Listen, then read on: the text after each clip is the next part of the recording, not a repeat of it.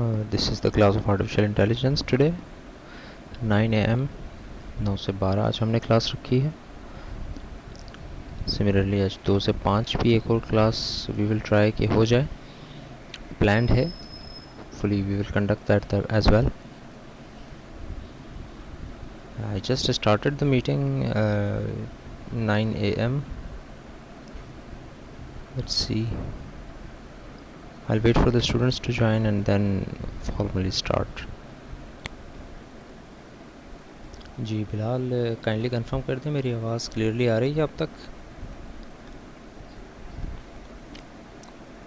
कुछ minutes wait करते हैं, बाकी भी ज्वाइन कर लें, देन वी विल स्टार्ट.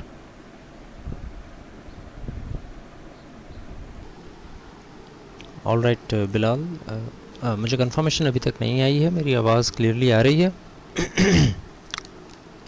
अगर कोई नॉइज़ वगैरह है तो काइंडली बता दें. ऑल राइट, सो स्क्रीन में शेयर कर देता हूँ. वहीं से स्टार्ट करते हैं जहाँ पे हमने लास्ट क्लास में छोड़ी थी बात. जिस तरह से मैं तकरीबन पिछले 2 लेक्चर पहले मैंने ये कहा था जब हमने अनइन्फॉर्म्ड सर्च स्टार्ट की थी कि these algorithms, these terms that we are using, the graph search and all of these things will be relevant in all of upcoming lectures, almost all of upcoming lectures. So we are still in that territory. अभी हमने 2-3 algorithms इस तरह के देखे हैं, यानी कि strategies, search strategies ऐसी देखी हैं जो कि depth first search और breadth first search थी. और उनमें स्पेसिफिकली हमने ये चीज़ नोट की कि there are some changes in those things. एक तो थी ब्रेड्थ फर्स्ट सर्च जिसमें हमने ये कहा कि it can guarantee you to find the optimal solution, the solution that is on the shallowest of the levels. And depth first search में हमने ये कहा कि it doesn't guarantee you to find the solution that is on the shallowest of levels. So ये बात हमने last class में काफ़ी डिटेल में की थी. If there is any question regarding that you can ask. इसके लिए मैंने फिर आपको एक रीडिंग असाइनमेंट ये दी थी कि आइटरेटिव डीपनिंग सर्च और इसकी completeness, optimality, time space, complexity, ये आप लोग देख लीजिएगा. और इसी के साथ 1-2 और एल्गोरिथम्स भी हैं जो कि बुक के अंदर गिवन हैं, जो कि हम एक्सप्लिसिटली इस क्लास के अंदर डिस्कस नहीं कर रहे, but those are some additionally interesting algorithms in order to learn the further informed search as well. So I'm going to start from, अब मैं वो लास्ट algorithm, उस लास्ट algorithm पे हम बात कर रहे हैं आज, जिसके बाद आज हमें बात स्टार्ट करनी है informed search strategies की. So अभी हम बात कर रहे थे सर्च स्ट्रेटजीज़ और उसमें अनइन्फॉर्म्ड सर्च स्ट्रेटजीज़ की. उसमें हमने 3-4 एल्गोरिदम, 2 एल्गोरिदम हमने क्लास में देखे, वैसे 4-5 जो हैं नॉर्मली गिवन हैं, जिनमें ब्रेड्थ फर्स्ट सर्च हम क्लास में देख चुके हैं, डेप्थ फर्स्ट सर्च हम देख चुके हैं. हम ये भी देख चुके हैं कि एल्गोरिदम को किस क्राइटेरिया की बेस पे अच्छा या बुरा कहा जा सकता है. उसमें completeness, optimality, time complexity and space complexity है. क्विक रिव्यू में करवा दूं इसका. कंप्लीटनेस इज़ द प्रॉपर्टी कि अगर एल्गोरिथम ये गारंटी करता है कि it can find the solution in a finite state space, यानी इनफाइनाइट तो ना हो आपकी स्टेट स्पेस, आप ये ना कहें कि इनफाइनाइट नोड्स हैं या इनफाइनाइट जो हैं क्या होता है ट्री में स्टेट्स हैं. तो अगर वो इनफाइनाइट नहीं है, फाइनाइट स्टेट स्पेस है, तो इन दैट सिनेरियो अगर एल्गोरिथम कैन गारंटी कि it will find the solution, it will not get stuck और anywhere in the solution state space, so we will say that the algorithm is complete. Optimal is that अगर आपका algorithm optimal जो है path आपको ढूंढ कर देता है, जिसको हम आम लफ्ज़ों में कहते हैं shortest path, the path with the smallest cost. और टाइम और स्पेस कॉम्प्लेक्सिटी ऑलरेडी नो हमने लास्ट क्लास में कैलकुलेट भी की थी और उसको 3 टर्म्स में हमने डिफाइन किया था जब भी हम इसकी बात कर रहे थे अनइन्फॉर्म्ड सर्च स्ट्रेटजीज़ की. And that was B for branching factor, that how many children a node can have maximum, is it a binary tree, is it a tertiary tree, and then space complexity, another one of D was another variable term that we were using in order to define the time and space complexity, and D was the depth of optimal solution. and m was the last term, last variable that we were using in order to use it in time and space complexity, and m was the maximum depth of the tree. So these are the three variables on which we were defining the time and space complexity. So iterative deepening search के बारे में मैंने आपको कहा था कि you can study that because that's not something जो कि बहुत ही ज़्यादा different हो इससे. So now I'm moving towards another algorithm of uninformed search strategy known as uniform cost search. इस पर जाने से पहले इसको देख लें. अभी तक हमने जितने भी एल्गोरिथम सॉल्व किए पिछली क्लास से, जितने भी स्टेट स्पेसेस सॉल्व की, वो state spaces, let me go towards, जैसे कि ये देखें, इसको हम सॉल्व कर रहे थे, इस पर हमने डेप्थ फर्स्ट भी लगाई और उस पर हमने ब्रेड्थ फर्स्ट भी लगाई. तो यू कैन सी कि we were just looking at के एस से आप कहाँ जा सकते हैं. You can go to D, you can go to E and you can go to P. But all of the costs, either you go to D, either you go to E or you go to P, the cost was neglected in a way. या हम ये कह रहे थे कि एक ही cost लग रही है, आप चाहे D पर जाएं, चाहे E पर जाएं, चाहे P पर जाएं. हमने इन तीनों को सिर्फ LIFO और FIFO के थ्रू अलग किया, शैलोवेस्ट और डीपेस्ट के थ्रू अलग किया, लेकिन हमने इसकी अलग अलग कॉस्ट को नहीं देखा. यहाँ से हम एक डिफरेंट टेरिटरी में आ रहे हैं. यानी कि अगर मैं ये कहूँ कि भाई एस से डी जाने की कॉस्ट 10 है और एस से ई जाने की कॉस्ट 12 है और एस से पी जाने की कॉस्ट 40 है, तो आई थिंक एस से पी जाने की कॉस्ट जो कि 40 है उसको हम कभी चूज़ नहीं करेंगे, because it's already very expensive path.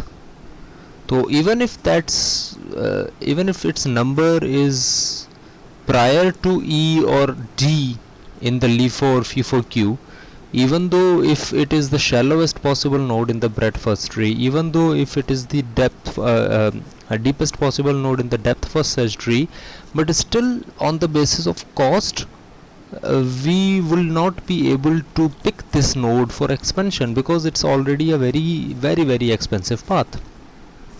So in this scenario there were no different paths, different costs from one state to another. There were only one, that if it's existing or not, and if it's existing, let's say it's costing equally to every move, even you go from S to D or from S to E or from S to P, the cost was the same. This is why we were looking for what is the shallowest, what is the LIFO queue में पहले कौन सी है, what is the FIFO queue, and those sort of thing. Now coming back to uniform cost search, जिसके ऊपर आज हम बात कर रहे हैं, and that search works on this graph. और ये ग्राफ exactly वही ग्राफ है, it's just that now it's a weighted graph. It's still a directed graph. It's still still have all the same properties. It's still have the same start state. It still has the same goal state. It's just that now the movement from one state to another state have been defined by using a weight. इसको हम weighted graph कहते हैं. अब ये weighted graph हो चुका है, which means कि the cost of going from A to B or P to Q is different. It's not just that you are going from one state to another. It's that you are going from one state to another by paying a certain cost. So BFS, जिसको हम breadth first search कहते हैं, finds the path with the fewest steps, but does not always find the cheapest path. So BFS हमें अभी तक तो सही लगा because it looks for it takes us to the goal which is on the lowest level. ठीक है, ये इस पे हमने लास्ट क्लास में काफ़ी डिटेल में बात की थी. Why does BFS takes us to the optimal path, optimal algorithm, optimal solution. So BFS optimal पर तो ले जाता है जिस पे fewest path cost जिस पे fewest levels लग रहे हों, but the point is कि does BFS takes us to the cheapest path or not. In order to understand this, I will go back to the BFS thing, the BFS running that we had on this graph. This is BFS. So this was BFS and we said कि let's say अभी दोबारा एक दफ़ा मैं आप लोगों को समझा दूँ. Let's say कि this is the goal R. R यहाँ पर भी है, R यहाँ पर भी है, इसी तरह शायद यहाँ पर भी कहीं हो. तो दो आर हैं, एक ये और एक ये, दोनों गोल हैं हमारे। लेकिन अगर BFS चलता है तो वो हमें ये गोल ढूंढ कर देगा या ये गोल ढूंढ कर देगा। तो अभी हम उस डिटेल में नहीं जा रहे कि शैलो वेस्ट है और लीफो है, क्योंकि वो हम डिटेल में कर चुके हैं। अब आपके पास इतनी कैपेबिलिटी होनी चाहिए कि मैं बस रन करूं और आपको अंदाज़ा हो जाए कि ये BFS रन कैसे होता है। तो जिस कर्सर को फॉलो करें, BFS runs like this. Expansion order बता रहा हूँ, SDEP ये पूरा लेवल होगा, एंड देन BCEHR, इसको ये वाला R पहले मिलेगा। लेकिन अगर DFS होता तो वो पहले DBA then CA then EHPQQ and then R। DFS को ये वाला मिलता है, डेप्थ फर्स्ट को, लेकिन BFS ब्रेड्थ फर्स्ट को ये मिलेगा। तो हम ये देख चुके हैं कि ब्रेड्थ फर्स्ट जो है वो कम लेवल वाला सॉल्यूशन ढूंढ के दे देता है, जिसको हम शॉर्टेस्ट सॉल्यूशन, चीपेस्ट सॉल्यूशन कह सकते हैं। But it's in the case जब एक ही पाथ कॉस्ट लग रही हो, E से R जाने की कॉस्ट भी वही है जो S से E जाने की है, जो H से Q जाने की है, वगैरह वगैरह। बट जब वेरिंग कॉस्ट आ जाती हैं, जिस तरह अभी हम चेंज करना चाह रहे हैं अपने प्रॉब्लम स्टेट स्पेस को, विच इज़ कि आपको एक ही पाथ कॉस्ट नहीं लग रही, ये वाली। So it does not find the, probably वो R जो हमें फाइंड करके दे रहा है, okay it's on the cheapest level, वो कम से कम लेवल पर मौजूद है, दूसरे उससे ज़्यादा डेप्थ पर है। लेकिन इट्स पॉसिबल कि जो कम डेप्थ पर है, जो R हमें ढूंढ के दिया जा रहा है, उसकी स्टेप कॉस्ट बिगर हो, अगर हम वेटेड की बात करते हैं। तो भाई एक R तो है कि लेट्स से कि आप स्टार्ट स्टेट से E पर आए और E से R पर आ गए। सो इसकी पाथ कॉस्ट क्या है, 9 + 2 = 11। और एक पाथ कॉस्ट ये है कि आप P पर आए, देन आप Q पर आए, सॉरी नहीं, आप D पर आए, E पर आए और आप R पर आए। It's a very interesting example here if you look at it. The start state is this, and for example your goal state is R, right? So start state से अगर हम R पे आते हैं तो you can see कि आप start state से 9 की cost पे करके E पर आते हैं और E से 2 की cost पे करके R पे आते हैं। Now remember BFS आपको ये R ढूंढ के देगा कि start से E और E से R, क्यों? क्योंकि ये कम लेवल पर है, एंड वी हैव सीन कि वो वही वाला R देगा जो कि पहले लेवल पर आ रहा हो।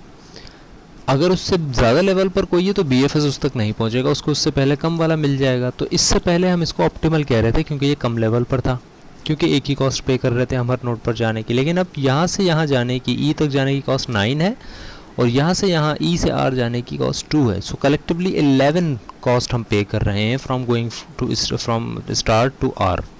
लेकिन अगर DFS की बात करते हैं या कोई भी दूसरा एल्गोरिदम है, तो हम लेट्स से कि हम D पर जाते हैं पहले, फिर E पर जाते हैं और फिर R पर जाते हैं। तो D पर जाने की कॉस्ट 3 है, देन D से E जाने की कॉस्ट 2 है, देन E से R जाने की कॉस्ट 2 है। सो कलेक्टिवली ये बन जाती है 3 + 2 + 2 which is 7, and 7 is a cheaper cost than 11। So BFS हमें कम लेवल वाला R तो फाइंड करके दे रहा है, लेकिन चीपेस्ट फाइंड करके नहीं दे रहा। Cheapest exist. अब ये भी गारंटी नहीं है कि इट्स पॉसिबल कि DFS जो है वो आपको ढूंढ कर दे ऑप्टिमल पाथ, क्योंकि वो भी हम देख चुके हैं कि क्या गारंटी है कि लेट्स से 3 के बाद 2 आ गया और 2 के बाद लेट्स से यहाँ पर 12 आ जाए। सो it's not a guarantee always, it depends on the algorithm, it depends on the state space on the graph. कभी कभी ऐसा होता है कि आप कम लेवल वाली चीज़ को उठा लें, वो आपका ऑप्टिमल सोल्यूशन नहीं होता। कभी ऐसा होता है कि कम वाली को उठाएं, वो ऑप्टिमल सोल्यूशन हो जाता है। और कुछ स्पेसिस ऐसे होते हैं जिसमें आप डेप्थ वाले को उठाएं, ज़्यादा डेप्थ वाले को सोल्यूशन को, तो वहाँ पर जो है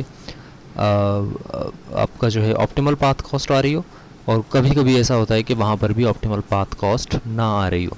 सो the problem arise when you assign different path costs to different nodes and edges. और इस चीज़ को डील करने के लिए एक algorithm, still and uninformed search strategy, अभी हम इन्फॉर्म्ड में नहीं आए हैं, अनइन्फॉर्म्ड सर्च स्ट्रेटजी, और उसका एक एल्गोरिदम आज हम देख रहे हैं, that is known as uniform cost search. Uniform cost search.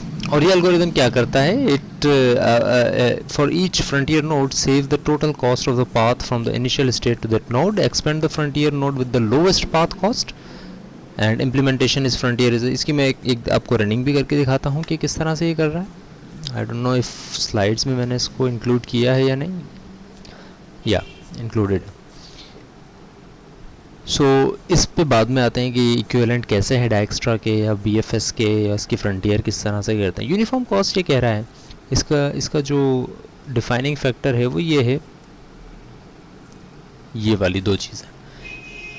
अब इसमें हमेशा हमने ये देखा ना, बीएफएस में एक्सपेंशन ऑर्डर कैसे देखा, हमने कहा कि भाई शैलोवेस्ट पॉसिबल हो तो उसको आप एक्सपेंड करते हैं। डेप्थ फर्स्ट में हमने देखा डीपेस्ट पॉसिबल को एक्सपेंड करें, फीफो अप्लाई करें, लीफो अप्लाई करें, वगैरह वगैरह।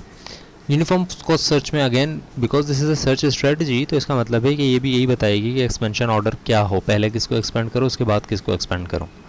तो ये क्या कह रहा है, यूनिफॉर्म कॉस्ट सर्च ये कह रही है कि for each frontier node save the total cost of the path from the initial state to that node. जिस नोड पर आप आए हुए हो, या आपके पास फ्रंटियर में लेट सपोज 10 नोड्स आ गई, तो हर एक नोड के ऊपर एक नंबर लिखो, और वो नंबर क्या है, वो नंबर ये है कि अब तक आप कितनी कॉस्ट पे कर चुके हो इस नोड तक आने की। जैसे कि लेट सपोज मैं पीछे जाता हूँ और मैं कहता हूँ कि मेरे फ्रंटियर में सी है, ठीक है, किस तरह से उसको छोड़ दें, सी है। अब सी के साथ मैं एक कॉस्ट एसोसिएट करूँगा, और वो कॉस्ट ये होगी कि मुझे स्टार्ट स्टेट से सी तक आने में क्या कॉस्ट लगी। सो लेट्स से कि मैं इस पाथ से आया था, एस स्टार्ट से डी और डी से सी, तो मैं सी के ऊपर लिख दूंगा 11 और whatever this number is 8 + 3 = 11, right. So मैं सी के ऊपर 11 लिख दूंगा। तो फ्रंटियर में जितनी नोड्स होंगी ना उन सब के ऊपर मैं ये लिख दूंगा, यानी कि एक तरह से मैं याद रखता जाऊंगा कि अभी तक मैं कितनी कॉस्ट पे करके आ चुका हूँ इस नोड तक। और फिर क्या करूँगा, सबसे पहला काम तो ये, और फिर मैं सिर्फ उन सब में से वो नोड एक्सपेंड करूँगा। अब देखें अगेन एक्सपेंशन की बात आ गई ना, कि भाई शैलोवेस्ट करनी है, डीपेस्ट करनी है, नहीं, वो ये कह रहा है सबकी कॉस्ट लिखो जो आप पे करके आ चुके हो, और फिर एक्सपेंड वो नोड करो जिसकी पाथ कॉस्ट सबसे कम है। ये है यूनिफॉर्म कॉस्ट सर्च का defining factor. Uniform cost search ये कहता है कि सब नोड्स जो फ्रंटियर में हैं उसके साथ नंबर लिखो। रिमेंबर जब हम बीएफएस डीएफएस कर रहे थे, हम फ्रंटियर बना रहे थे नोटपैड पे, और मैं ये लिखता जा रहा था कि ये F1 लेवल का है, ये F3 लेवल का है, ये A4 लेवल का है। इसी तरह यहाँ पर भी आप फ्रंटियर इसी तरह बनाओगे, बस उसमें लेवल याद बेशक ना रखो, आपको कॉस्ट याद रखनी है कि भाई ये F है, इसमें इतनी कॉस्ट पे करके आया हूँ मैं, ये F है, इस पर इतनी कॉस्ट पे करके आया हूँ, एंड सो ऑन। और उसमें से हम वो सेलेक्ट करेंगे जिसकी लोवेस्ट पाथ कॉस्ट हो। जैसे कि मैं इस एल्गोरिदम को आपके सामने, इस ग्राफ को आपके सामने रखता हूँ, और नोटपैड के ऊपर इसका फ्रंटियर बनाकर we will try to understand something, and hopefully you will be understanding these things with me. So चलें इसका फ्रंटियर बनाते हैं। फ्रंटियर इक्वल्स टू दिस, ये है अब फ्रंटियर में। थोड़ा सा मैं इसको फॉर्मेट को शायद बड़ा कर लूँ, if because we don't have to write many things on this. Not good enough, not big enough.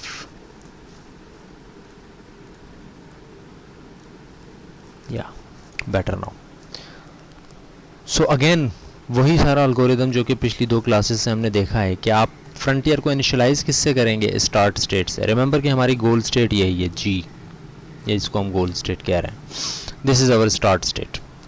अच्छा, स्टार्ट स्टेट है हमारे पास, लेकिन अब हमने ये कहा है कि because we are counting on uniform cost search, तो इसका मतलब है कि हम फ्रंटियर की हर नोड के साथ उसकी पाथ कॉस्ट लिखेंगे। तो भाई एस तक पहुंचने की कितनी कॉस्ट पे की है हमने, पहले ये बता दें मुझे। अगर मैसेज करके मुझे ये बता दें तो it would be very helpful कि एस तक पहुंचने में मैंने कितनी कॉस्ट पे की है। अब चूँकि मैं ये एल्गोरिदम रन कर रहा हूँ तो I will keep asking you for some of the costs so that I know that you are in the class and having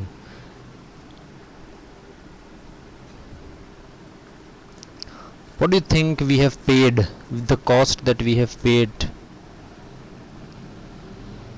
to reach, yes ये starting state है, so the cost that we have paid to reach this node is 0, कोई cost पे नहीं की हमने अभी तक because we are still on the start state.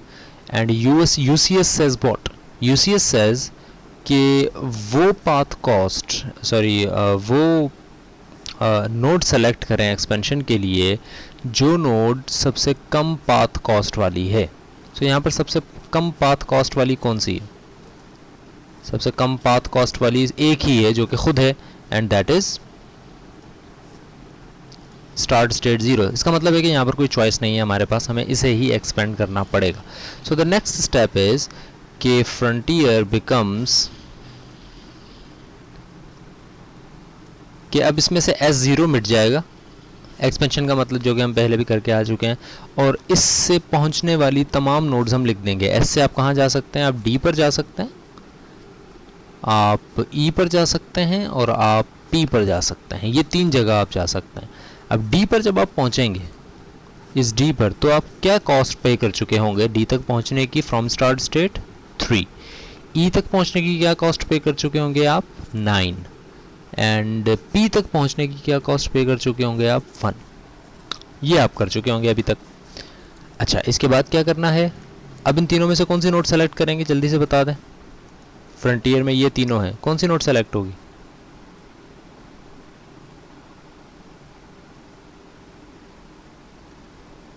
P select होगी because it is with the lowest path cost. अब मैं P को एक्सपेंड करता हूँ, विच मीन्स कि ये तो लिखा रहेगा D3 एंड E9, लेकिन अब P1 को मिटाकर मैं उसके चाइल्ड लिख दूंगा, चिल्ड्रन लिख दूंगा, तो P से आप एक ही जगह जा सकते हैं, दैट इज़ Q। इसका मतलब है P को हटाकर आप Q लिख देंगे। अच्छा, अब आप ये बताएं Q तक पहुंचने की कितनी कॉस्ट लगी, यानी कि इसके साथ कॉस्ट क्या लिखूंगा मैं, या D के साथ 3, E के साथ 9, वो तो पहले की है। Q के साथ हम क्या लिखेंगे? P को जब एक्सपेंड कर दिया तो Q के साथ हम क्या लिखेंगे? यस, वेरी गुड, 16 लिखेंगे, 15 नहीं लिखेंगे। अक्सर कन्फ्यूजन हो गया, यहाँ पर 15 लिख दिया जाता है। So the cost will always be from start state, अभी वाली स्टेट से नहीं, स्टार्ट स्टेट से। तो that will be from start state Q तक आने की क्या कॉस्ट पे की? 1 + 15, दैट विल बी 16। ठीक है। अच्छा, इनमें से क्या सेलेक्ट करेंगे? वी नो D को सेलेक्ट करेंगे because this is with the lowest path cost, तो हम D को एक्सपेंड करते हैं, विच मीन्स वी नो के E9 लिखा रहेगा, वी नो के Q16 लिखा रहेगा। वी जस्ट वांट कि D3 को हम एक्सपेंड करेंगे because that is with the lowest path cost. तो D को एक्सपेंड करेंगे तो क्या क्या आ जाएगा? Let me see. B, C and E, right. B भी आएगा, C भी आएगा, और E भी आ जाएगा। वैसे इसको इस तरह कर दूं, बेशक हमें कुछ कम चीज़ें नज़र आएँ बट ग्राफ पूरा नज़र आए। कहाँ आना चाहिए इसको? यहाँ आना चाहिए। ठीक है जी। सो अब मुझे बताएं कि इनके साथ क्या आएगा। B के साथ आ जाएगा, B की कॉस्ट क्या पड़ जाएगी हमें? हमने D को एक्सपेंड किया तो D से हम B पे जा सकते हैं, C पे जा सकते हैं, और E पे जा सकते हैं। हमें कॉस्ट क्या पड़ जाएगी D से? B से पड़ जाएगी हमें, यस, 4 B की, या, और C की हमें कॉस्ट पड़ जाएगी 11, और E की पड़ जाएगी हमें कॉस्ट 5। ठीक है, hopefully I am right. Now expanding more of the states because we have not still have the. अच्छा, ये भी याद रखें कि अगर आप लोवेस्ट पाथ कास्ट वाली को सेलेक्ट कर रहे हैं तो हम उस पर गोल टेस्ट भी अप्लाई कर रहे हैं, बिल्कुल उसी तरह जिस तरह हम BFS DFS हर तरह की चीज़ में कर रहे थे कि एक्सपेंशन से पहले गोल टेस्ट अप्लाई कर रहे थे कि भाई गोल तो नहीं है ये, अगर गोल नहीं है तो हम एक्सपेंड कर रहे हैं। तो अभी तक गोल भी नज़र नहीं आया है हमें। सो अभी किसको एक्सपेंड होना होगा? B4 को एक्सपेंड होना होगा, यानी कि ये सारी चीज़ें एज इट इज़ लिखी रहेंगी, हमें B4 को एक्सपेंड करना होगा। 4 से कम वाला तो कोई नहीं है आई थिंक। सो अब B4 को एक्सपेंड करते हैं। B से हम कहाँ कहाँ जा सकते हैं? B से हम कहाँ कहाँ जा सकते हैं? कहाँ गया? B से एक ही जगह हम जा सकते हैं, A पे, यस। एंड वहाँ तक पहुँचने की कॉस्ट क्या हो जाएगी हमारी? नाउ कीप रिमेंबर कि 4 कॉस्ट तक हम पहुँच चुके थे, यानी ये वाला कॉस्ट, ये वाला पाथ था, and then 2, so it will be 6। Yes, good, ठीक हो गया। अगला हम क्या करेंगे? चलें, अब आज के बाद, अभी के बाद हम यही करेंगे कि हम कॉपी पेस्ट कर लेंगे सारी चीज़ और फिर उसमें से डिलीट कर देंगे। सो अब 5 की बारी आएगी, E5 की। नाउ रिमेंबर ये E5 कौन सा था? अब because we are not working on the board तो हम एक एक चीज़ को लिख कर याद उस तरह से नहीं रख पाएंगे, वरना हम पूरा ट्री बनाते। So we are using this frontier queue as our memory, as you can say. So ये E5 कौन सा था? ये E5 ये वाला था, दिस वॉज द E5।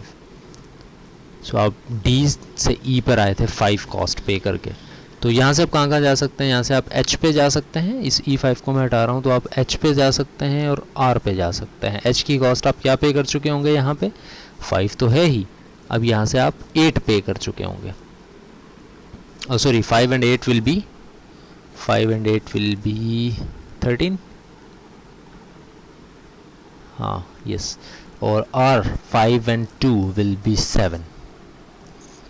ठीक है, होपफुली आई एम राइट, इसके अलावा कोई चीज़ मिस नहीं की मैंने। दोबारा यही चीज़ हम लिखेंगे, यानी कि अब फ्रंटियर में से नेक्स्ट किसकी बारी आएगी, A6 को हम एक्सपेंड करते हैं, तो A इज़ नॉट एक्सपेंडेबल। तो जब A को आप सेलेक्ट करते हैं तो आप पहले देखते हैं ये गोल तो नहीं है, और चूंकि ये गोल नहीं है तो आप इसको एक्सपेंड करते हैं। जब इसको एक्सपेंड करने का तरीका वही है कि आप इसको डिलीट करके इसके चिल्ड्रन को लिखेंगे, लेकिन आप यहाँ से कहीं नहीं जा सकते, तो it will just be removed, A सिर्फ रिमूव हो जाएगा। अच्छा, अब इसके बाद किसकी बारी आएगी,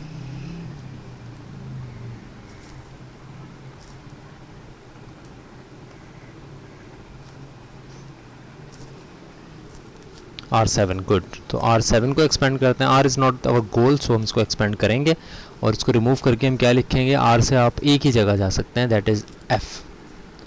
तो आप F पे चले जाएंगे और F पे क्या कॉस्ट होगी आपने, क्योंकि R7 को एक्सपेंड किया है तो 7 कॉस्ट तो थी ही, बस 7 से यहाँ पर 8 एक और कॉस्ट आ जाएगी, 1 कॉस्ट है R से F पे जाने की, तो that will be 8। Now the next one is F8, या F8 को हम सेलेक्ट करेंगे। F8 को जब हम सेलेक्ट करते हैं तो it's not the goal, so हम यहाँ से हट के और इसको एक्सपेंड करेंगे। F से हम एक तो C पे जा सकते हैं और एक G पे जा सकते हैं, which is our goal. So remember, अभी G मैंने सिर्फ लिखा है, हमने ना इसको सेलेक्ट किया, हम पहुँचे नहीं हैं उस तक पर से। तो F8 के बाद अगर हम C पर जाते हैं तो कॉस्ट विल बी 8 और 3 11, और G पर अगर जाते हैं तो कॉस्ट विल बी 8 और 2 10। अच्छा, इसमें से किसको सेलेक्ट करेंगे हम, यहाँ पर थोड़ी सी ट्रिकी चीज़ है, तो मुझे बताएं ज़रा, हेल्प मी आउट कि यहाँ पर हम किसको सेलेक्ट करेंगे फ्रंटियर की, जब ये सिचुएशन होगी तो इसमें हम किसको सेलेक्ट करेंगे।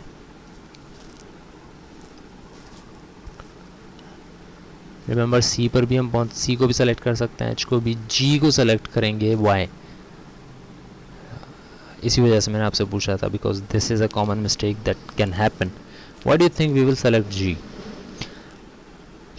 Okay, so understand this again and again, I am saying, और लेकिन ये चीज़ कभी हमारे सामने इस तरह आई नहीं, तो वो आप चीज़ उस तरह से याद नहीं रख पा रहे। यहाँ पर आपने गलती की है, तो you will remember this. G को हम सेलेक्ट नहीं करेंगे, हम किसको सेलेक्ट कर रहे हैं, हमारे पास अभी 4 कितनी है 6 नोड्स हैं, हम उसमें से किसी एक को सेलेक्ट करेंगे। और हमारा ऑर्डर क्या है, हम किसको सेलेक्ट करेंगे, हमारा ऑर्डर ये है कि हम उस नोड को सेलेक्ट करेंगे जिसकी पाथ कॉस्ट कम हो। तो इन सब में से पाथ कॉस्ट, अभी हम यही देखते हुए आए ना, 4 5 6 7 था तो 4 को सेलेक्ट कर लिया, 6 7 9 था तो 6 को सेलेक्ट कर लिया, 10 9 11 था तो 9 को सेलेक्ट कर लिया। अब यहाँ पर देखें सबसे कम कॉस्ट किसकी है, पहला नंबर किसका है सेलेक्ट होने का, right. So because this is an algorithm, this can not see, it can only compare. अगर आप ये कह रहे हैं कि जी गोल है, तो इसका मतलब है आपने सब नोड्स के ऊपर गोल टेस्ट अप्लाई किया है, which is an expensive thing, और ये हम हर फ्रंटियर में नहीं करना चाह रहे। कभी वो ऐसी सिचुएशन भी हो सकती है कि फ्रंटियर में 10-10 नोड्स हैं, 15-15 नोड्स हैं, तो अगर हम हर एक के ऊपर गोल टेस्ट अप्लाई करने लग गए, तो फिर जिस तरह से अभी पिछली देखते आए हैं, पिछली हमने कितने फ्रंटियर में एक्सपेंशन की हैं, अभी हम तकरीबन कोई 1 2 3 4 5 6 7 8 9 दफ़ा एक्सपेंशन कर चुके हैं। अगर आप वाला काम कर रहे होते कि हम हर दफ़ा गोल ढूंढ रहे होते, तो हम तकरीबन 8 और on average I think 4 nodes हैं यहाँ पे हर एक उसमें फ्रंटियर में, तो तकरीबन 32 टाइम्स हम गोल टेस्ट अप्लाई कर रहे होते हैं। हम ये नहीं चाह रहे हैं, हम अपने कॉस्ट बचाना चाह रहे हैं, और हम ये करना चाह रहे हैं कि हम जब तक उस नोड को सेलेक्ट ना कर लें एक्सपेंशन के लिए, तब तक हम गोल टेस्ट परफॉर्म नहीं करेंगे। यही काम हम करते आ रहे हैं पीछे से। तो अब भी हम ऐसा ही करेंगे कि हम वो नोड सेलेक्ट करेंगे जो कि कम पाथ कॉस्ट वाली है, एंड दैट इज़ ई। तो जब हम ई को एक्सपेंड करते हैं तो हम ई को मिटाते हैं और लिख देते हैं उसके चिल्ड्रन, विच इज़ ई से आप एच पे जा सकते हैं, कितनी कॉस्ट हो जाएगी वहाँ पे, बिकॉज ई वॉज 9 तो 9 एंड 8 विल बी 17। एंड आप आर पे भी जा सकते हैं ई से, and that is what 9 + 2 which is 11। ये आपकी सिचुएशन हो जाएगी अब फ्रंटियर की। अब आपकी सिचुएशन ये हो गई है फ्रंटियर की, आपने इसको एक्सपेंड कर दिया है। अब हम इसको दोबारा देखते हैं और इसमें से किसकी बारी आनी चाहिए अब सेलेक्ट करके एक्सपेंशन की, किस नोड को एक्सपेंड करना चाहिए अब। This is a mistake that you will do in upcoming algorithms as well, so it's not to bother unless you are with some practice. जब तक आप प्रैक्टिस नहीं करेंगे तब तक ये गलती आप कहीं ना कहीं करेंगे। सो अब किसकी बारी आती है सिलेक्शन की, व्हाट डू यू थिंक, अब किसको सेलेक्ट करके एक्सपेंड करना चाहिए नोड को।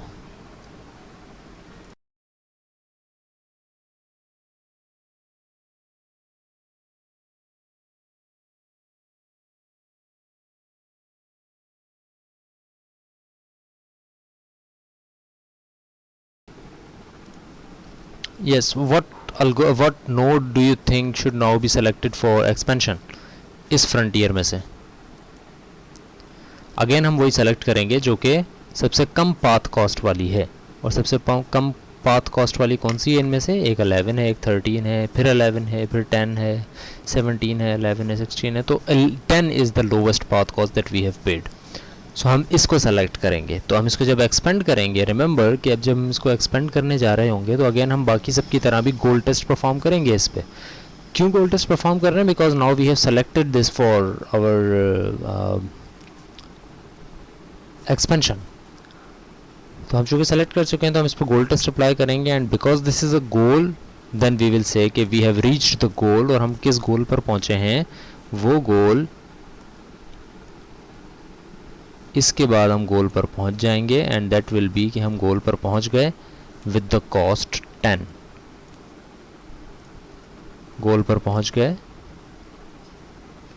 With 10 cost. अच्छा, अब पाथ कौन सा मिला हमें, गोल पर हम पहुंचे हैं 10 कॉस्ट के थ्रू। क्या पाथ था जिसके थ्रू हम पहुंचे हैं, तो उसको ज़रा रिट्रेस कर लें। पाथ ये था कि हमने एस से स्टार्ट किया, इस G10 तक हम पहुंचे कैसे, ये वाला G10 सेलेक्ट हुआ है, इस G10 तक हम कैसे पहुँचे, तो इसको ज़रा रिट्रेस कर लें हम। तो G10 तक हम कैसे पहुँचे, ये G10 कैसे आया था, इट वाज बिकॉज आपने E9 Q16 तो है, H13 है, आपने F8 को किया था एक्सपेंड, यानी कि आप G पर पहुँचे, दिस वाज G, और इससे पहले आप थे F पे। अच्छा, इस F तक कैसे आए थे आप, उसको भी ज़रा रिट्रेस कर लें। F8 कैसे आया था, because you were on R, क्योंकि बाकी चीज़ें सेम हैं, और R से होके आप F पर आए थे, तो इसका मतलब है F से पहले आप थे R पे। अच्छा ठीक है, इससे पहले कहाँ थे, R से पहले R7 was there in this situation. पहले भी R7 तक कैसे पहुँचे थे हम, जब हमने E5 को एक्सपेंड किया था तो H और R आ गए थे, क्योंकि इसके अलावा दोनों चीज़ें यहाँ पर भी ऐसी हैं, E9 Q16 यहाँ पर भी है, यहाँ पर भी है। E5 मिटा के हमने H13 और R7 लिखा है, विच मीन्स कि R से पहले हम E पर थे। अब ये ग्राफिकली अगर मैं रिप्रेजेंट कर सकता है यहाँ पर तो it would have been very better, but मैं वो चीज़ आपको डायरेक्टली दिखाने नहीं चाह रहा हूँ। थोड़ा सा हम इसके ऊपर वर्क करते हैं और फिर उस स्लाइड के ऊपर जाते हैं। अच्छा, E से पहले हम कहाँ पर थे, रिमेंबर कि ये कौन सा E है जो कि हमने एक्सपेंड किया, this is this one. where is the cursor, this one if you follow it। so R से पहले हम इस E पर थे, इस E5 को हमने एक्सपेंड किया। अच्छा, E5 कैसे आया था, रिमेंबर कि E9 Q16 है यहाँ पे, E9 Q16 यहाँ पर भी है, D3 को आपने एक्सपेंड किया था तो ये तीन चीज़ें आई थी। इसका मतलब E5 पर आप D से आए। सो आप यहाँ पर लिख दें कि before E you were on D, और इससे पहले आप कहाँ पर थे, सो D आपने कब लिखा, जब आपने स्टार्ट स्टेट को एक्सपेंड किया, उससे पहले कुछ भी नहीं था। सो D3 was there and then you were before it you were on start state। so the right path that we have calculated from start state to the goal by performing uniform cost search is S to D, D to E, E to R, R to F and F to G। इसको ज़रा एक दफ़ा graph को मद्देनज़र रखते हुए भी देख लेते हैं।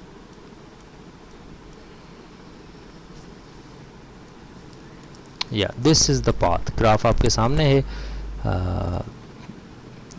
I will become silent for a minute. You can see the graph, you can parse the path and make your comments about that, and tell me if you have any question. Yeah, is this thing wrong or right?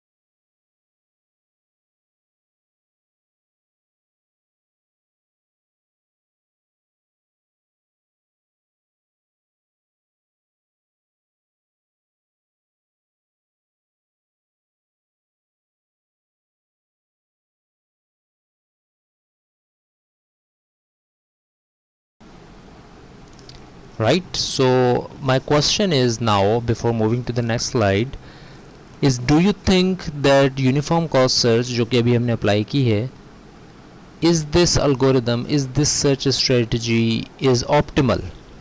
Question है optimal है या नहीं। इसका मतलब यही है जो कि हम पहले भी पढ़ के आ चुके हैं कि क्या इसने वो पाथ फाइंड करके दिया है जो कि चीपेस्ट है या नहीं। डू यू थिंक यहाँ पर कोई और चीपेस्ट पाथ भी एग्जिस्ट करता है जो कि यूसीएस नहीं ढूंढ पाया? Uniform cost search, short as UCS, do you think it's finding the optimal path और not? So you are saying yes, it's finding the optimal path. So yeah, you're right, it's finding the optimal path. Obviously it has its limitations, it has its drawbacks and whatnot, but as of now we are seeing that yes, it is finding the optimal path because it is looking for the lowest possible cost. This is why it seems like that it will always find the optimal path, which is not always the case, but as of now it's true, and unless we question it, we can't move forward. So let's have this thing. Yeah, this one. So हम यही चीज़ करके आए हैं graph में, जो हमने देखा, जो अपने नोटपैड के अंदर हमने जो किया एक्सपेंशन, वो भी यही है, एज यू कैन सी। अच्छा, एक्सपेंशन ऑर्डर जो है वो आपके सामने लिखा हुआ है, एंड अगर आप इसको बाद में इसको देख लीजिएगा, रिकॉर्डिंग देख लीजिएगा यूट्यूब के ऊपर, पॉज करके एक चीज़ देख लीजिएगा। क्विकली मैं ज़रा बता दूँ, the expansion order is SPDBEARFEG, और हमने भी यही किया है कि पहले S को एक्सपेंड किया, फिर P को एक्सपेंड किया, और फिर D को एक्सपेंड किया, फिर B को एक्सपेंड किया, दिस वन, फिर E को एक्सपेंड किया हमने, एंड देन फिर A को एक्सपेंड किया, एंड देन R F वगैरह वगैरह, हम ये सारी चीज़ें चलते चलते, और F को एक्सपेंड किया फिर हमने, और फिर E को एक्सपेंड किया, और फिर हम G को सेलेक्ट करके गोल तक पहुंच गए। तो ये काम हमने किया है और ये इसका एक्सपेंशन ऑर्डर है, इसका ट्री भी बना हुआ है by using the recorded thing of our net of our class on YouTube. You can pause it and look at it in your own time. So it's like this कि S0 था, फिर D3 E9 P1 and these are these things. So मैं दोबारा इस slide पर आता हूँ जो कि हमने कहा कि ये काम तो हम कर चुके, बार बार हमने ये देखा कि for each frontier node save the total cost of the path from the initial state of that node. We did that and we expanded the frontier node with the lowest path cost. We have done this in uniform cost search. Now there are some properties. इसकी implementation होती है frontier is not a FIFO queue, frontier is not a LIFO queue. FIFO और LIFO कब थी? जब BFS या DFS हम apply कर रहे थे और हम ये कह रहे थे कि जो नोड पहले लिखी है उसको हम पहले एक्सपेंड करेंगे, जो बाद में लिखी है उसको हम बाद में एक्सपेंड करेंगे. लेकिन ये ना ही FIFO है ना ही LIFO है, it is a priority queue, जिसको आप दूसरे लफ्ज़ों में हीप कहते हैं, right. So it's a priority queue, which means कि it is selecting its expansion nodes on the basis of priority value of the node. Priority value क्या है नोड की, उस बेस के ऊपर आप इसको सेलेक्ट करेंगे. आप ये नहीं देखेंगे कि पहले कौन सी नोड आई उसके बाद कौन सी नोड आई. वी विल जस्ट सी कि इन सब में से प्रायोरिटी किस नोड की पहली है for expansion, and priority is the priority number, जिसको हम यहाँ पर कॉस्ट कह रहे हैं. So that is this is the ordered by path cost. So it will work. It's a very important thing, and a thing that whenever I teach artificial intelligence, I keep asking this question in multiple assignments and multiple, to prove this thing or to know this thing is very important for you guys for further not just for assignments and quizzes but for the informed search strategies that we are going to work on. Is that uniform cost search will work exactly like BFS if step costs are equal. ये बड़ी interesting चीज़ है इसमें. Uniform cost search DFS की तरह नहीं बल्कि BFS की तरह काम करेगी अगर आप सब स्टेप्स की कॉस्ट इक्वल रख देते हैं. ये काम आप लोग ज़रा एज अ होमवर्क अपने पास रख लें, अपने पास इसको फारग टाइम में लाजमी कीजिएगा इस चीज़ को. इट विल आपकी इससे प्रैक्टिस भी हो जाएगी और इसके साथ साथ आपको ये भी पता लग जाएगा कि how is this thing true. What I am saying is कि अगर मैं हर एक स्टेप की कॉस्ट 1 रख दूँ, 1 1 1 1 1, जिस तरह अभी मैंने फ्रंटियर बनाकर और ट्री बनाकर दिखाया ना आपको एक्सपेंशन ऑर्डर, तो BFS तो इसमें सॉल्व हुआ इन स्लाइड्स में. आप यहाँ पर कॉस्ट रख दें ना 1 1, सबकी 1 रख दें कॉस्ट, या सबकी 10 रख दें या सबकी 9 रख दें, इक्वल रख दें सबकी, और फिर यही UCS चलाना. ठीक है, यही यूनिफॉर्म कॉस्ट सर्च चलाना कि भाई ठीक है पहले मैं इसको सेलेक्ट करूँगा फिर इसको वगैरह वगैरह. जब आप चलाएंगे और गोल तक पहुँचेंगे यू विल सी कि आपका एक्सपेंशन ऑर्डर एग्जैक्टली वही होगा जो कि BFS का है. जब आप पाथ कॉस्ट इक्वल रख देंगे तो आपका एक्सपेंशन ऑर्डर वही रहेगा जो कि BFS का है. ये समझाने के लिए मैं ज़रा 1 मिनट के लिए एक चीज़ का इस्तेमाल करना चाह रहा हूँ. BFS is what? Slow processing.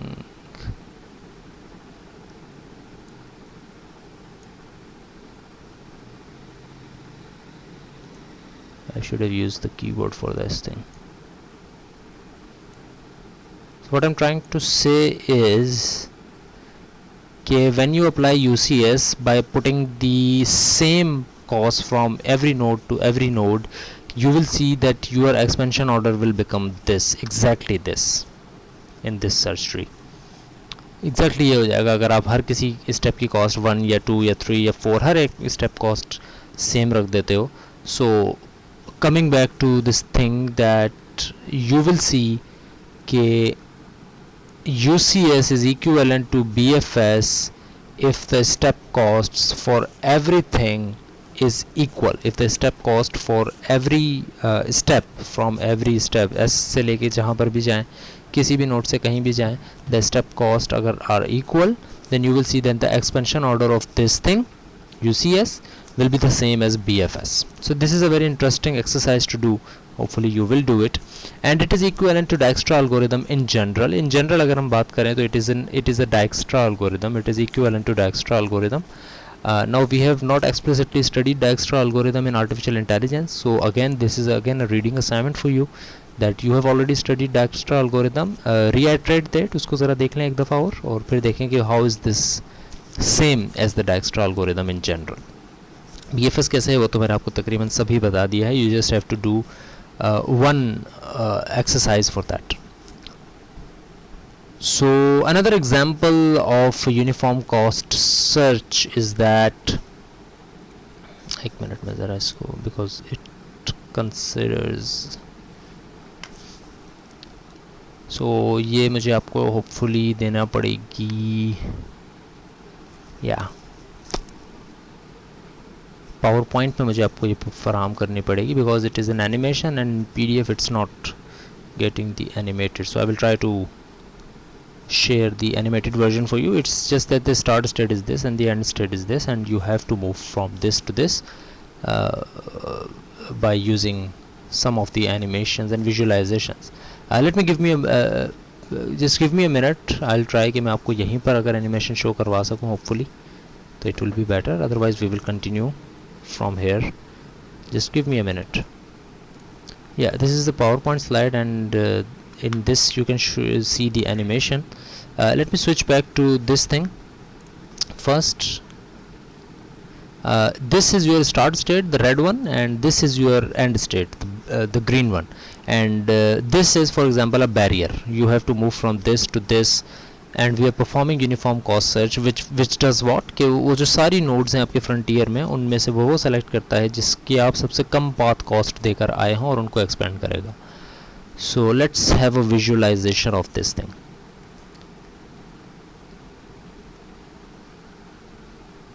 Okay, it's a very fishy thing. Yeah. So ये देखें, ये आप स्टार्ट स्टेट से आए. अब रिमेंबर कि these blue nodes are in the frontier, जो कि आपको ब्लू नज़र आ रही हैं, these are in the frontier, और उनमें से एक एक सेलेक्ट करके एक्सपेंड की जा रही है one by one.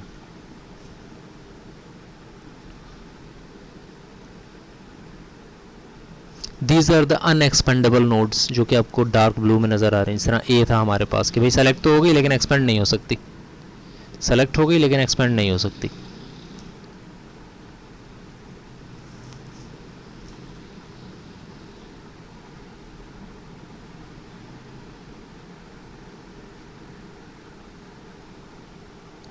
Right, so this path was found out by uniform cost search. Now इसकी ये अब एक दफ़ा और ये एनिमेशन चल रही है, एंड फोकस ऑन दिस कि जब यहाँ पर ये नोड जो कि गोल नोड है ये फ्रंटियर में आ जाती है, लेकिन तब भी ये पाथ फाइंड नहीं करता जब तक कि वो नोड एक्सपेंशन के लिए सेलेक्ट ना हो.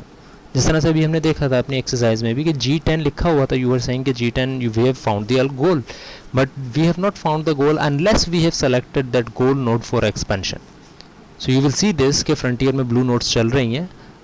As long as the blue node the goal is not, अब देखें यहाँ पर ये goal select हो गया लेकिन अभी आया ये select, इससे पिछली iteration में ही हो गया था, लेकिन इस goal तक पहुँचने के बाद भी तीन nodes expand हुई हैं फिर जाकर ये goal पर आया. So this is what we have seen already in our dry run of the algorithm, that you will not be expanding the goal node as long as it doesn't have the lowest path cost.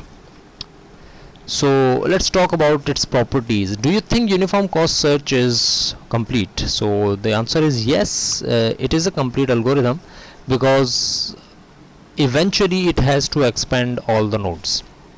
So if an algorithm eventually has to expand all the nodes, then it means that it will eventually find a solution, which means that it is a complete algorithm. It will eventually find the solution, which means चाहे वो बहुत ज़्यादा time लगाए, चाहे वो तकरीबन तमाम nodes को देखे, अगर गोल एग्जिस्ट करता है तो it will find the solution. Right, so if step cost is greater than some positive constant, for example epsilon, we don't want infinite sequence of steps that have a finite total cost. What this thing is actually trying to say is that कि आप चलें ये तो कह रहे हैं कि अगर uniform cost search her node को एक्सपेंड करेगा तो कभी ना कभी गोल फाइंड कर ही लेगा। एक बात हम ये भी अज्यूम कर रहे हैं कि हमारी तमाम step costs are greater than some positive integer से epsilon. What does this mean? This means that we are saying that एक नोड से दूसरे नोड तक जाने की कॉस्ट हमेशा पॉजिटिव है, कभी भी नेगेटिव नहीं है, ना ही ज़ीरो है। आप ये नहीं कह सकते कि डी पर आप आ गए हैं तो फिर आप बगैर कोई को पाथ कॉस्ट पे किए आप एफ पे जा सकते हैं। नहीं, we are saying that there is a cost, चाहे वो वन ही क्यों ना हो, देयर इज़ अ कॉस्ट। तब हम कहेंगे कि yes it's complete. Because otherwise अगर आप कहते हैं कि कोई ऐसी सिचुएशन भी है जहाँ पर कोई कॉस्ट नहीं है एक नोड से दूसरे नोड तक जाने की, बाकी पूरे ग्राफ में है, लेकिन जैसे लेट्स से डी से ई तक जाने की कॉस्ट ज़ीरो है, so it's not greater than some positive integer, one से ज़्यादा नहीं है। तो अगर ज़ीरो है पाथ कॉस्ट तो फिर वहाँ पर आपका एल्गोरिदम स्टक हो सकता है या एक इनफाइनाइट लूप में फंस सकता है कि वो ज़ीरो वाले को ही सेलेक्ट करेगा हमेशा, और ज़ीरो वाले को ही हमेशा सेलेक्ट करते करते कभी गोल पर नहीं पहुँचेगा। So we are saying that it has the positive integer. All of the step costs are greater than some positive integer. So is it optimal? Yes or no? So it seems like it's optimal, and in this our algorithm, in this our problem, it is optimal. Yes, because it goes for the lowest path cost. So it means that we will be selecting the algorithm and the path which is on the lowest algorithm. Right. So because UCS picks that node जहाँ पर आप कम से कम cost लगाकर आए हुए हैं, so it has a tendency to select to find the goal which is at the cheapest of costs. Right. Again ये चीज़ ऐसी है जो कि मैं आपको सिर्फ बोल कर नहीं समझा सकता, लिख कर मैं आपको ऑलरेडी समझा चुका हूँ, but it's about your visualization of the situation that you have to understand that how is this an optimal solution. This is optimal because मैं नोड ही सिर्फ वो सेलेक्ट कर रहा हूँ जो कि सबसे कम पाथ कॉस्ट वाली है। रिमेंबर, वो पाथ कॉस्ट नहीं कि आगे जाकर कितना पाथ कॉस्ट लगेगा, बट पाथ कॉस्ट पे कितना करके आ चुका हूँ। तो सबसे कम कॉस्ट वाली जगह अगर मैं लूँगा तो इट मीन्स कि मुझे कम कॉस्ट ही पे करनी पड़ेगी टोटली। इट मीन्स कि हर स्टेप पर अगर मैं ये देखता रहूँ कि कम से कम कॉस्ट कितनी लगी है और सिर्फ मैं उसी को सेलेक्ट करूँ, तो then I will be able to go to the optimal solution. Right, so it is yes optimal. और इसकी ऑप्टिमैलिटी किस तरह से गिवन है? इसकी ऑप्टिमैलिटी इस तरह से गिवन है। Now this is a thing that we have to understand very very attentively. So how can we prove the optimality of UCS? जिस तरह मैंने अभी आपको कहा कि I cannot actually show you how to do that. It's about your visualization. But there is a weird way to show this. What is the optimality of UCS? Let's try to understand this. Suppose UCS terminates at goal state n with path cost g of n. Let's suppose UCS terminate हो जाता है गोल state पे, यानी कि गोल मिल जाता है उसको, और वो गोल स्टेट n है, और उस n तक पहुंचने की आपने पाथ कॉस्ट कितनी पे की? g of n. Remember, g of any node is known as cost of that node, कि वहां तक पहुंचने की कॉस्ट कितनी है। जिस तरह अभी हमने नोटपैड में ये काम किया ना, तो इसको मैं कहूँगा g of e, 16 is g of q, 9 is g of e, 10 is g of g, 13 is g of h, 11 is g of c, यानी कि cost of reaching that node, उसको हम g ऑफ कह लेते हैं। सपोज गोल state आपकी n है, आप यहाँ तक पहुँच जाते हैं UCS के थ्रू, और आप वहाँ पर कॉस्ट कितनी पे कर रहे होंगे? Obviously the cost of reaching to n. Now let's suppose there exist another goal, जिस तरह हम अभी देखते आए हैं अपनी पिछली तकरीबन तमाम एल्गोरिदम में। लेट्स से कि एक और गोल भी एग्जिस्ट करता है, लेट्स से n डैश। ना रिमेंबर, गोल वो वही होगा g, लेकिन वो डिफरेंट पाथ पर होगा। ये हम पहले भी देख चुके हैं ब्रेड फर्स्ट में कि दो दो गोल स्टेट्स एग्जिस्ट कर रही हैं, हमें कौन सी मिलती है। सो लेट्स सपोज एक और गोल स्टेट एग्जिस्ट कर रही है, n डैश कह लेते हैं उसको, और वहां तक पहुंचने की कॉस्ट क्या है? g of n dash. Right. So अब ऑप्टिमल हम तब कहेंगे जब लेट्स से कि जी ऑफ एन तक पहुंचे और जी ऑफ एन कम हो और जी ऑफ एन डैश ज़्यादा हो, यानी कि दूसरा गोल का जो पाथ है उसकी कॉस्ट ज़्यादा लग रही हो लेकिन इसकी कम लग रही हो और इस तक पहुंचता है, तो हम कहेंगे कि yes it's a goal state, it's an optimal solution. Now let's suppose कि जी ऑफ एन तक तो आप पहुंच गए, जी ऑफ एन कॉस्ट पे करके आप एन तक तो पहुंच गए, लेकिन गोल स्टेट एक और भी एग्जिस्ट कर रही है और उसकी कॉस्ट जो है वो कम है उस गोल स्टेट से जिस पर आप पहुंचे। फॉर एग्जाम्पल सपोज हम कर रहे हैं कि यूसीएस ने ये किया, अब हम ये देखना चाह रहे हैं कि क्या यूसीएस कभी ऐसा कर सकता है या नहीं। प्रेमिस को बड़ी अच्छी तरीके से बड़ा अटेंटिवली सुने और उसको समझें। अगर मैं ये कहता हूं कि यूसीएस ने मुझे एक गोल फाइंड करके दे दिया, ख्याली बात हो रही है, इन ऑर्डर टू प्रूव, अगर मैं ये कहता हूं कि यूसीएस ने मुझे एक गोल फाइंड करके दे दिया, उस पर कॉस्ट लगी G of N.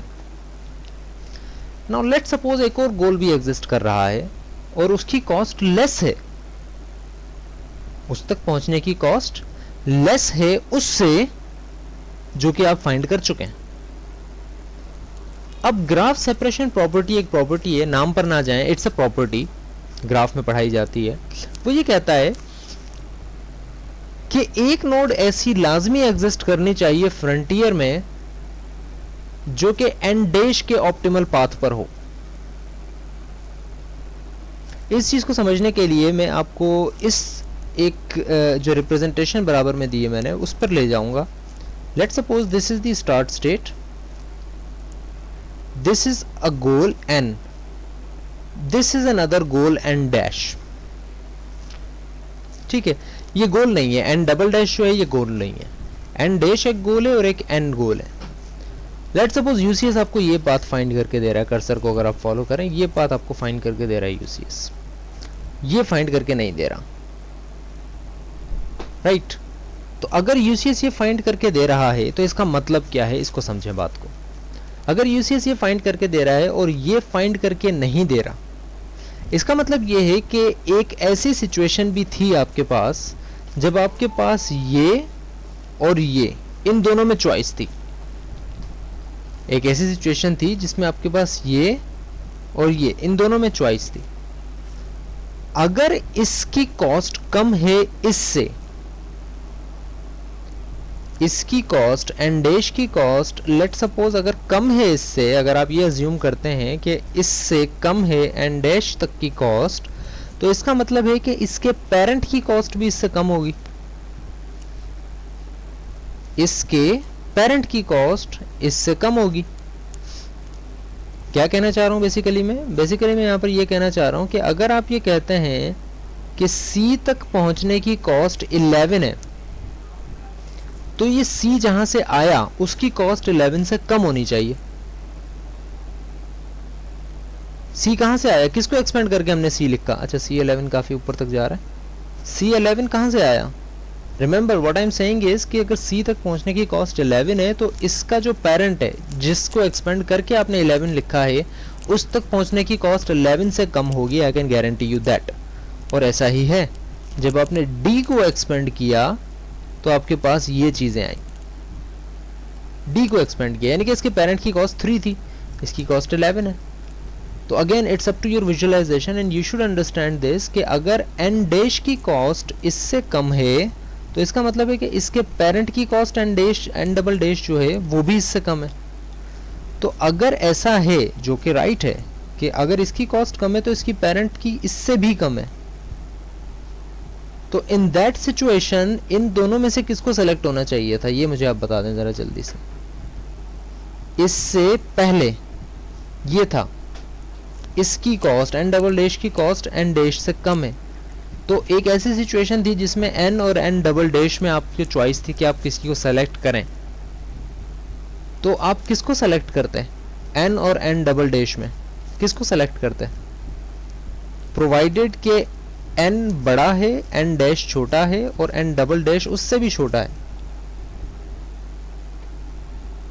Excuse me, I have to restart the meeting. So okay, so we are back. So I was asking the question again, it's a very intuitive kind of question, it's a very what you call, एक ऐसा question है जिसमें आपको खुद अपना दिमाग लगाएंगे तो आपको जवाब आ सकता है, because this is a question of proof.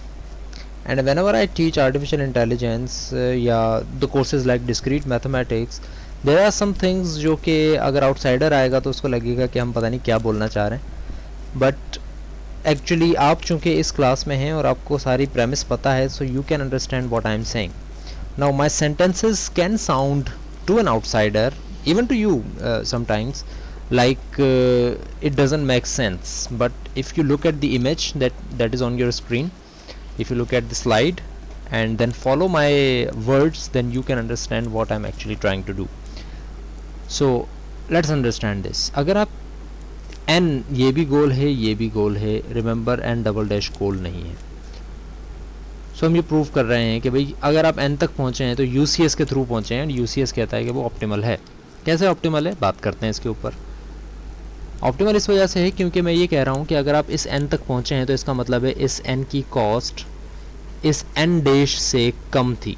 Optimality यही है ना, आप इस n तक पहुँचे हैं, इसका मतलब है इस n तक पहुँचने की कॉस्ट इस n डैश से कम थी, तभी तो आप इस तक पहुँचे हैं, वरना UCS तो ऑप्टिमल ही ना होता. अगर UCS ऑप्टिमल ना होता तो फिर आप ज़्यादा कॉस्ट वाले पे पहुँचते, लेकिन आप कह रहे हैं UCS ऑप्टिमल है, इसका मतलब है अगर आप n तक पहुँचे हैं तो n की कॉस्ट कम है और n डैश की कॉस्ट ज़्यादा है. इसको प्रूव करने के लिए मैं n डैश के एक स्टेप पीछे जाता हूँ, और लेट्स से कि इससे पहले n डबल डैश थी एक नोड. सो अगर मैं इससे पीछे चला जाता हूँ तो अब इन दोनों के दरमियान जब आपने सेलेक्ट किया, n और n डबल डैश के दरमियान जब आपने सेलेक्शन की, तो आपने n की सिलेक्शन नहीं की, आपने n डबल डैश की सिलेक्शन की, राइट, और n डबल डैश के बाद आप n डैश के ऊपर आ गए. नाउ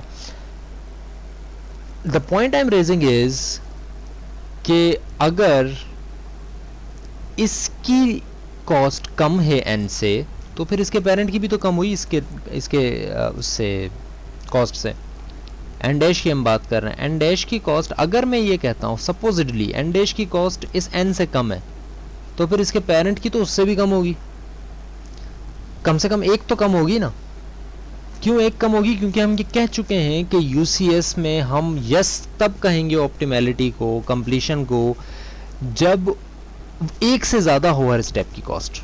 किसी स्टेप की कॉस्ट 1 ना हो, किसी एक पॉजिटिव इंटीजर से बड़ी हो, जो कि अभी हम बात कर रहे थे कि 0 ना हो, 1 ना हो, 2 हो, 5 हो, 7 हो, व्हाटएवर पॉजिटिव हो.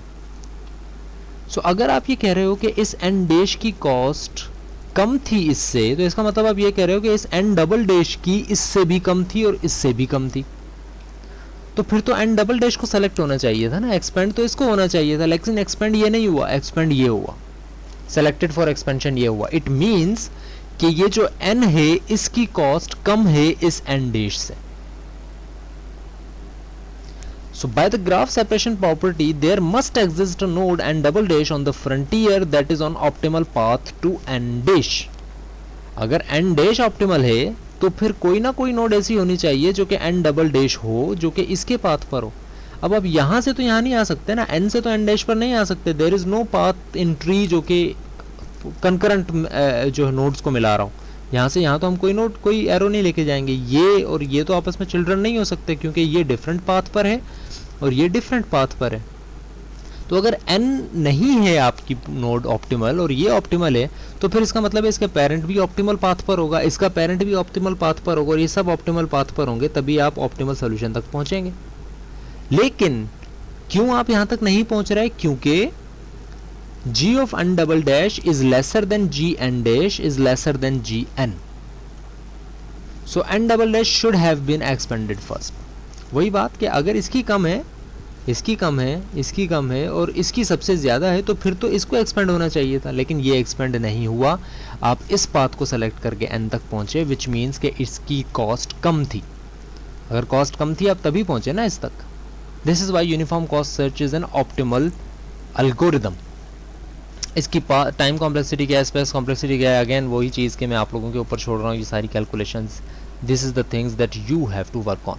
सो एक क्विक रीकैप इसका कर लेते हैं. हमने अभी तक 2-3 एल्गोरिदम देखे. आईडीएस को हमने इस एक्सप्लिसिटली क्लास में नहीं देखा, it was just a reading assignment for you guys. UCS हमने देखा.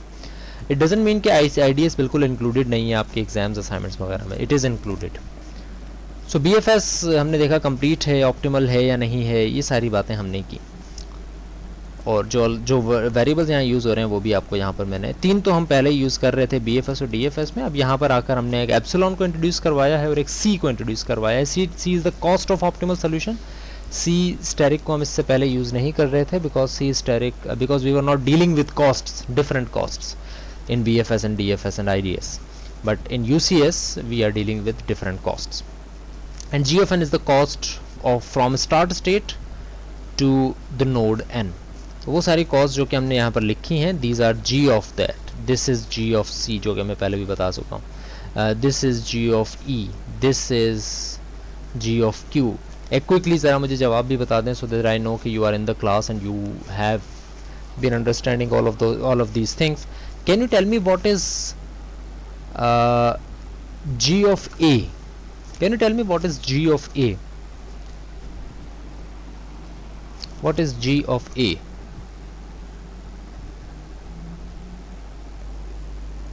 I'm repeating the question. What is G of A? Which means what is the cost of reaching to A from start state? What is G of A in this notepad?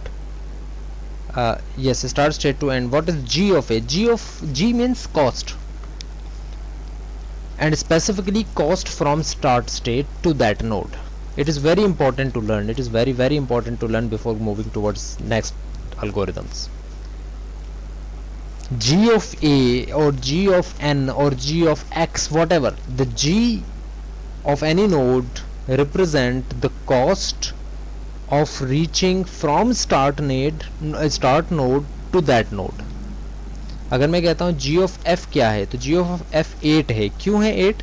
Because you have paid the cost 8 from start state to state f.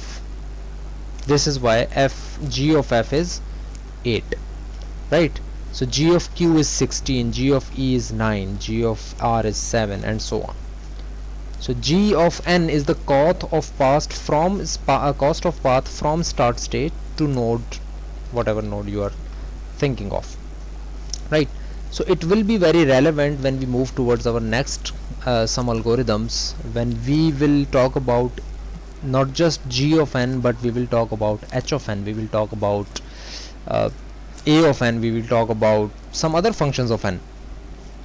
Because अभी तक हम सिर्फ ये बात कर रहे हैं कि n के ऊपर एक ही नंबर लिखा है आपने, और वो नंबर ये है कि n तक पहुंचने की कॉस्ट कितनी लगी। उसके अलावा भी मुख्तलिफ चीज़ें होंगी जिसके ऊपर भी हम बात करेंगे। So I will stop for a minute and ask you if there is any question, you can ask me. Okay, so no question yet. So a quick recap about what we have been doing. We said that there is an algorithm for finding the path from start state to goal state. We said that the algorithm is कि make a frontier, उस frontier के अंदर वो nodes डालते जाएं जो कि आपके पास हैं, और उनमें से one by one सबको expand करें जब तक कि आप गोल पर नहीं पहुंच जाते। The problem just was कि आप ऑर्डर क्या सेलेक्ट करेंगे। आपके पास फ्रंटियर में 10 नोड्स हैं तो आप पहले किसको सेलेक्ट करेंगे। तो there comes two types of strategies, एक को हमने कहा अनइन्फॉर्म्ड स्ट्रेटजी और एक को हमने कहा इन्फॉर्म्ड सर्च स्ट्रेटजी। अनइन्फॉर्म्ड में हमने कहा कि ऐसी सर्च स्ट्रेटजी जो कि सिर्फ प्रॉब्लम डेफिनेशन को यूज़ करती हैं, और जो प्रॉब्लम डेफिनेशन को यूज़ करती हैं उनको हम कहते हैं ब्लाइंड सर्च स्ट्रेटजीज या फिर अनइन्फॉर्म्ड सर्च स्ट्रेटजीज। उसमें हमने एक पढ़ी BFS, उसमें ये कहा गया कि भाई फ्रंटियर में अगर 10 नोड्स हैं तो आप उसको सेलेक्ट करें पहले जो कि उसको सेलेक्ट करें पहले जो सबसे पहले आपने लिखी या जो सबसे शैलोवेस्ट पॉसिबल शैलोवेस्ट नोड पर है, शैलोवेस्ट लेवल पर है।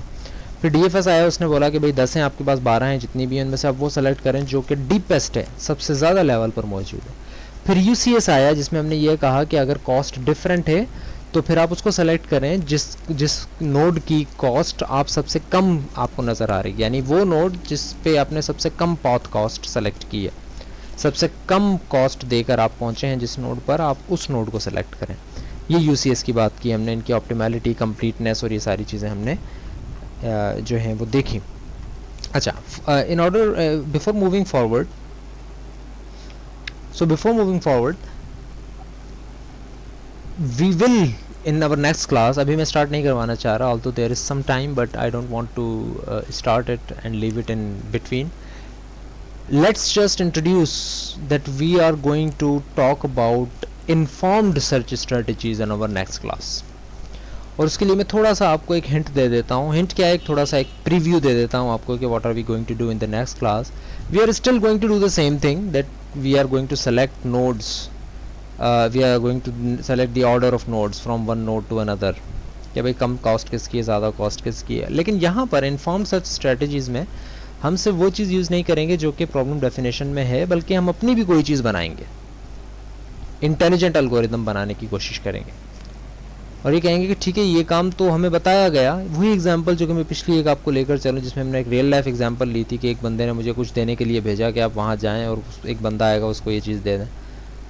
तो वहाँ पर मैं अगर इंटेलिजेंस का मुजाहरा करूँ और मैं कहूँ कि यार मैं कॉल कर रहा हूँ और जो बंदा 10 बंदे खड़े हैं यहाँ पे, 15 बंदे खड़े हैं, उनमें से एक बंदा ऐसा है जो कि मोबाइल फ़ोन कान पर लगाए खड़ा है और देख रहा है यहाँ. आप लोगों के साथ भी ऐसा हुआ होगा, आप कभी ना कभी गए होंगे और आपने कहा होगा यार कॉल करते हैं उस बंदे को, वो कहाँ है. तो बेशक 100 बंदे खड़े हों लेकिन आप उसमें से उस बंदे को पहचान लेते हैं. कैसे पहचान लेते हैं? Because you deduce. उसने ये बताया नहीं होता कि उसने इस कलर की शर्ट पहनी हुई है या ये यहाँ पर खड़ा है. वो सिर्फ ये कहता है कि हाँ भाई कहाँ हो. आप भी देख रहे होते हैं और वो भी देख रहा होता है, हाँ भाई कहाँ, और आप हाथ उठाकर देखते हैं और आपको वो नज़र आ जाए. This is an intelligent strategy जो कि प्रॉब्लम डेफिनेशन में नहीं है. प्रॉब्लम डेफिनेशन में क्या है, आप कॉल करें, उससे पूछें कहाँ है, आप उस जगह पर पहुँच जाएँ. लेकिन ये चीज़ कि आपने खुद डिड्यूस करने की कोशिश की, आपने खुद सोचा कि अच्छा यार क्यों ना मैं अपना हाथ ऊपर कर लूँ, क्यों ना मैं ये देखूँ कि कौन शख्स है जो कि फ़ोन कान पर लगाए खड़ा है और ढूंढ रहा है यहाँ वहाँ. ये वो चीज़ें जो कि प्रॉब्लम डेफिनेशन में समझाई नहीं गई, लेकिन इंटेलिजेंटली आपने खुद प्रॉब्लम के अंदर इंट्रोड्यूस करवाई in order to go from start state to the goal state in a very effective manner. And this is known as informed search strategy. इसके ऊपर बात करेंगे, ऑलमोस्ट इसी प्रॉब्लम को हम स्टार्ट करेंगे, इसी के ऊपर काम करेंगे, रिज्यूम करेंगे और फिर इसके ऊपर काम करेंगे in informed search strategy in our next classes 2 to 5 जो हमारी थियोरेटिकल क्लास होगी उसके अंदर. ऑल्दो थोड़ी देर के ब्रेक के बाद हम तकरीबन 15-20 मिनट के ब्रेक के बाद दोबारा ज्वाइन करते हैं for the lab of artificial intelligence. Till then the theory class is now finished. We will come back after 15-20 minutes for the lab class. Thank you very much.